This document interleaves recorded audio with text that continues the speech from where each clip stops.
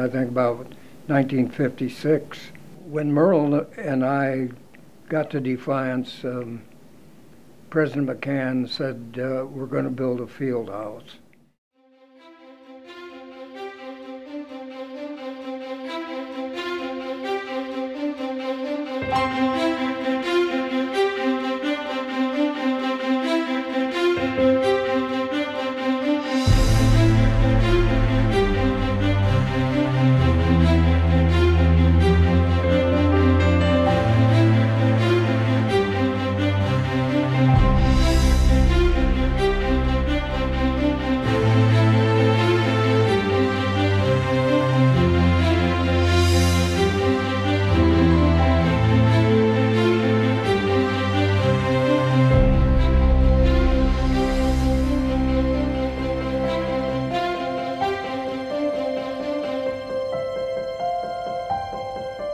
I think the story of the field house at Defiance College is really a fascinating tale.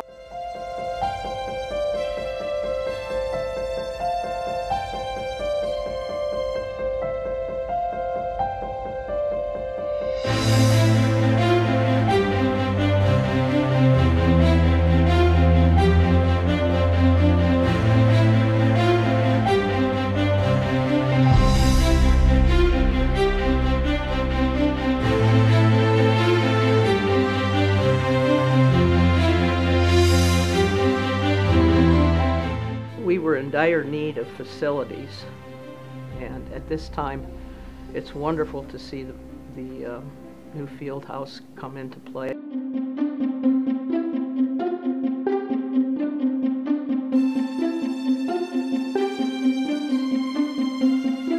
This is essential, and it's essential to be a total package rather than just one thing. And to me, the field house makes it very, very easy for us to be competitive, to go after the young kind of person who wants to go beyond just the classroom experience.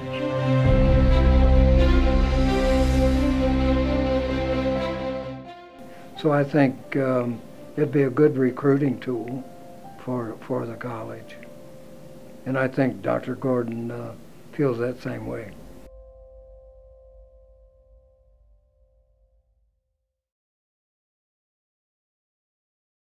When I started as president at Defiance College in 2009, one of the first things that I heard about was the proposed field house for the college. I heard about it from loads of different people. And I was actually amazed at the intensity with which so many people mentioned it for me. And so I really started to take a look at it in terms of what is this field house? Why is it so important to so many different people? And I discovered a whole series of things.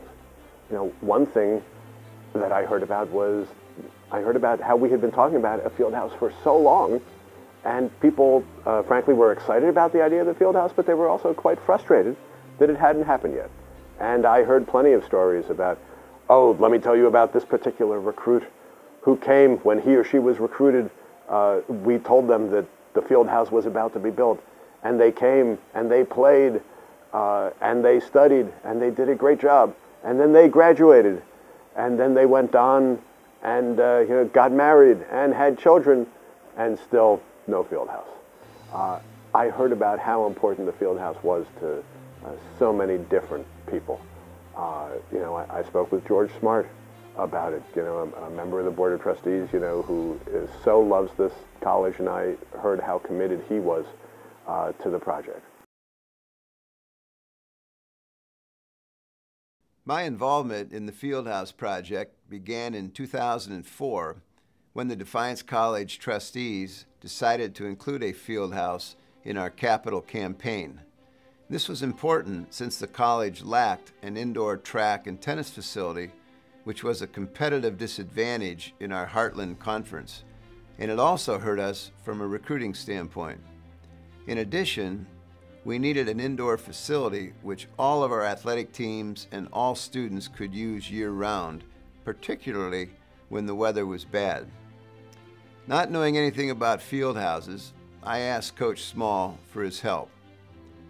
In October 2004, we visited 2 college field houses in Columbus, and during our visit asked the question, what mistakes did you make in designing and building your facility? We found they made some mistakes. So we decided to visit 2 more field houses, asked the same question, and found they also made some errors, and some were major. That's when I became a little paranoid, because if you don't design the proper length, width, height, and playing surface of the facility, you are stuck with the mistake for 60 to 70 years. I ended up visiting 12 field houses, and Coach Small, President Gordon, Rich Peugeot, and Mark Scheid joined me for some of these visits. Other more minor problems surfaced from these visits, such as locker rooms too small, not enough storage space, netting too close to the tennis courts, various court lines are confusing, overhead door too small, need more concession space, wrong choice of lighting, etc. Hopefully, we have learned from what others did wrong. And it was a real team effort to design our field house, and we received valuable input from Jerry Overmeyer, our architect, Dan Follett, our contractor, our athletic director, and all the coaches, President Gordon and his staff, and various trustees.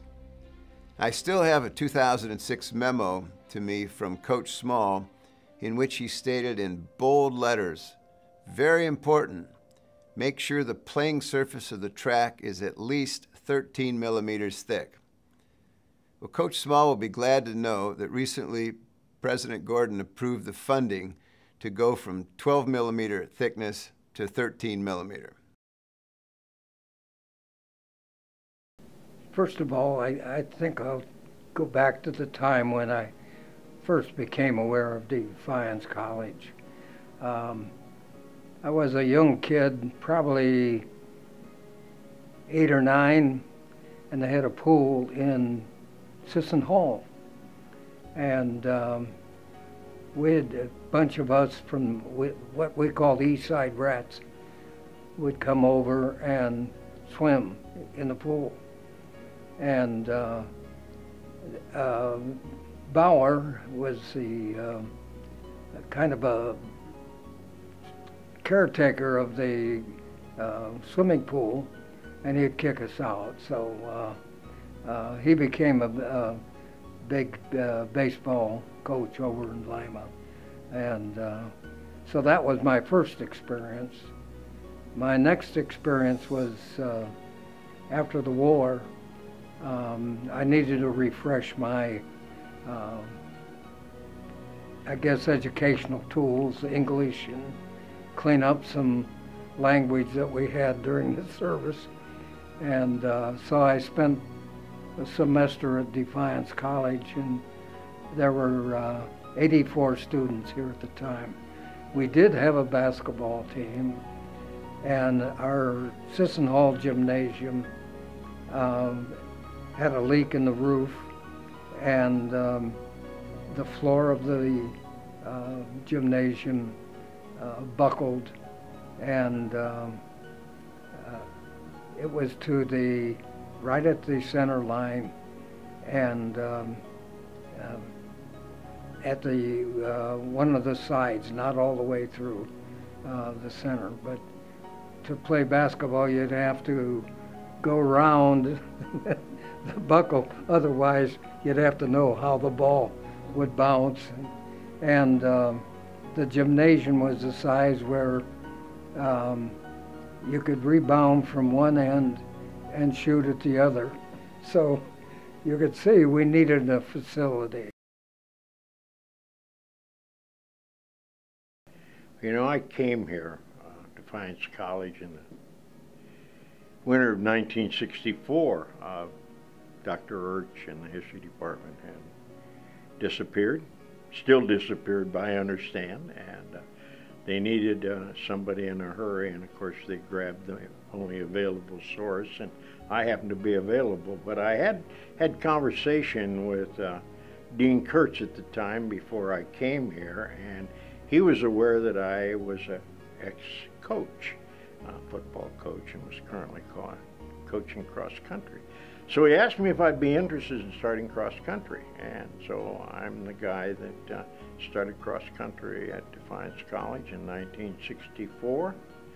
Had no intentions of coaching football. I had given that up for about 3 years and was kind of content at not having my Saturdays torn up on the weekends in the fall. But about 1:30 one night, a young man by the name of Coach Me knocked on my front door, and I happened to be sitting up reading. He saw the light on. He come in, he just wanted to talk. He had noticed that I had been a coach before, and he wanted to know what I was going to do the following fall. And I told him, I said, well, nothing. He said, well, I'm the head coach, and there's a guy by the name of Coburn who's also the coach, and I have 2 assistants who are seniors at Defiance College. He said, we need an elderly image on our coaching staff. And, you know, I filled that bill pretty well back then. I must have been all of about 37 years old. But anyway, Kirk thought he needed somebody that represented age and dignity, of course. I arrived at Defiance College campus in September of 1969, and it was right on the edge of moving into women's athletics at that time, because the early 70s is when Title IX kicked in. So when I first came, it was more of a women's, well, they called it WAA. It was Women's Athletic Association, but it was really the Recreation Association. But that's when they were beginning to make the transition. And when we got into the early 70s then, other schools in the country were participating in sports, and so the women wanted to participate more fully, and so we initiated that experience. There was not money available to do a lot of it, like there was with the men's program, so we of course didn't do a lot. I think we started with 8 games a season, and it was fun though. I mean, we would practice a lot for 8 games.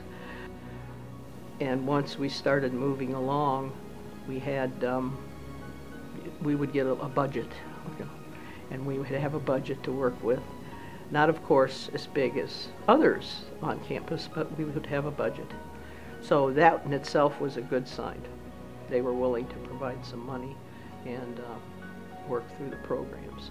I started with softball. Track came into play a little bit later than that, but softball, volleyball, and basketball were the 3 sports, and of course I was the coach, and it was an all-year thing.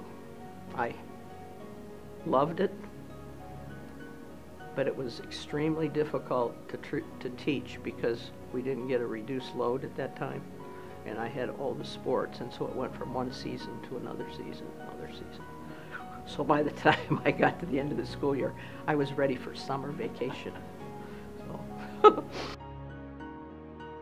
Kirk Mean never had a thermometer in his body.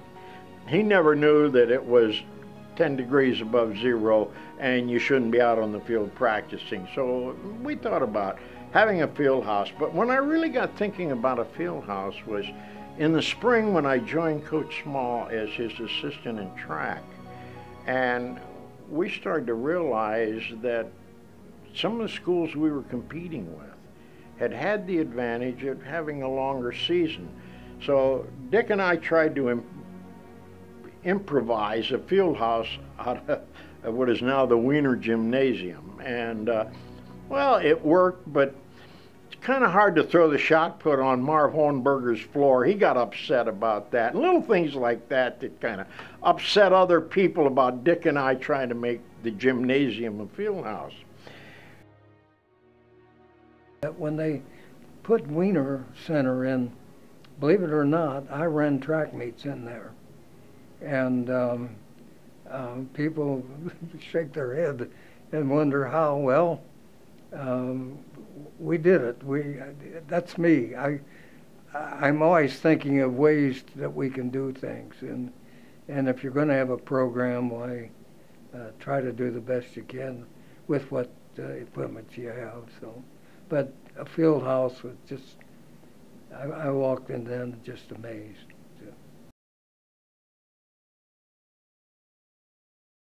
I remember a meeting that I had with the coaches in which I basically said, look, it's pretty clear. Either we have to get this thing done or we have to stop talking about it and move on to something else.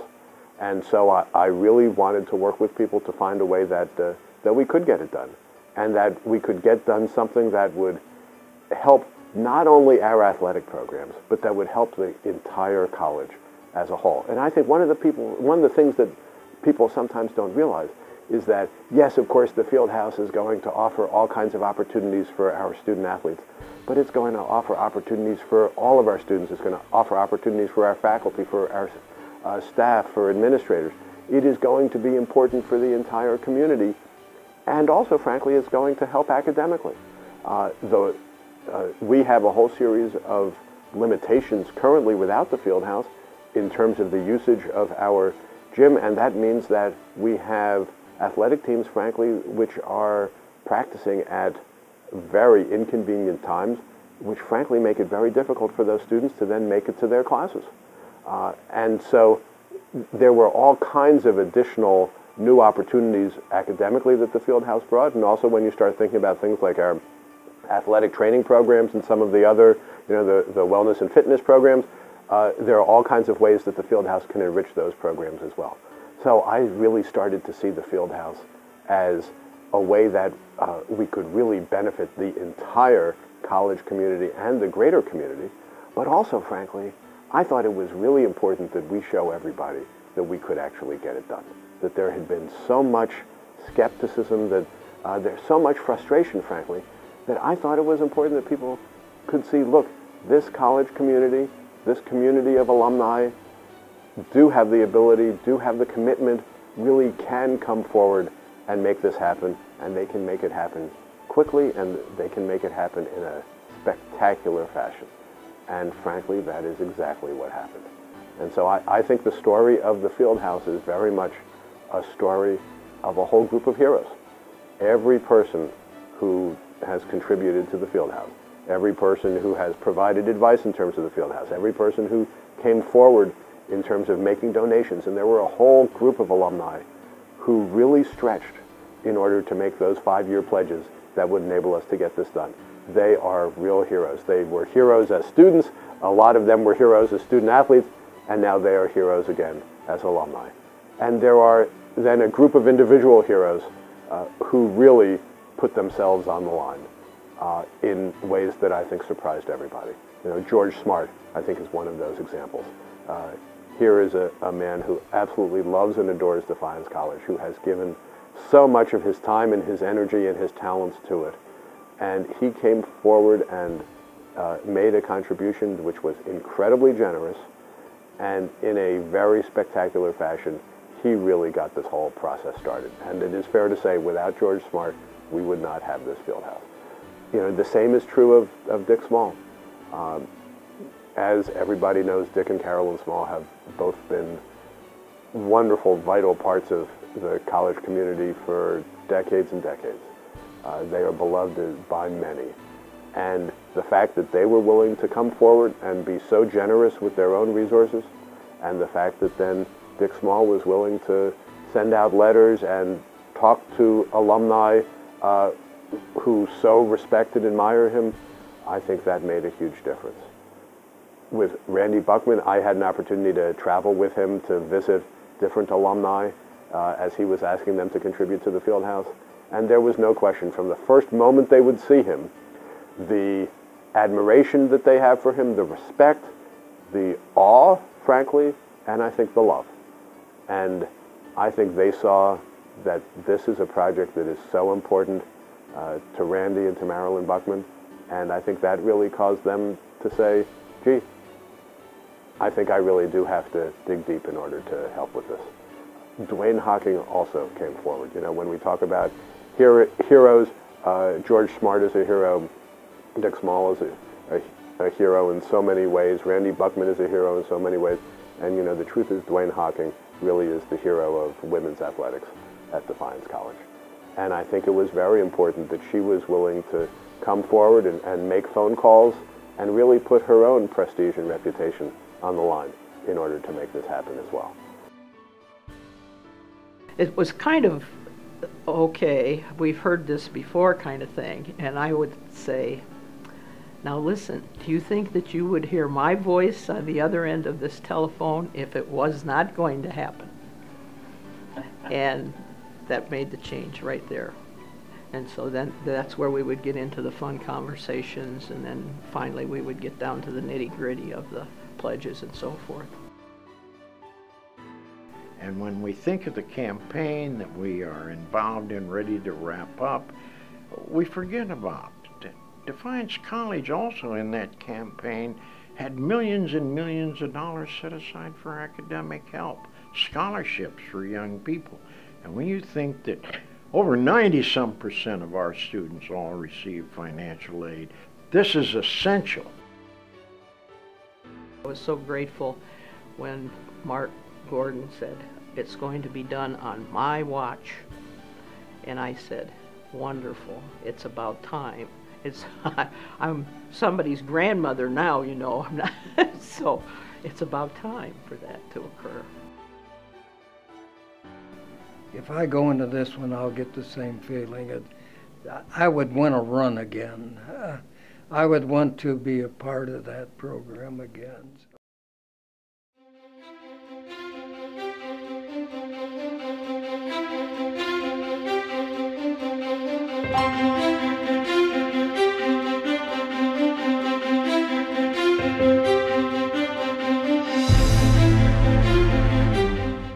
I believe this field house will be very important in the college's future. It will be a terrific facility for all Defiance College students to use, including athletic teams, intramural teams, and individuals. It will certainly help in the recruitment and retention of students. It also includes our partnership with the YMCA and the Defiance community. As chair of the Capital Campaign, I want to thank all of you who contributed to the Fieldhouse project and helped us raise $4 million. I also want to thank everyone who participated in the fundraising effort, for without your meetings, phone calls, and letters, we would not have been successful in funding the Fieldhouse. I have enjoyed watching the facility rise from the ground via the webcam and several visits to the construction site. I look forward to its completion in December. Thanks again to everyone who helped make this athletic center become a reality.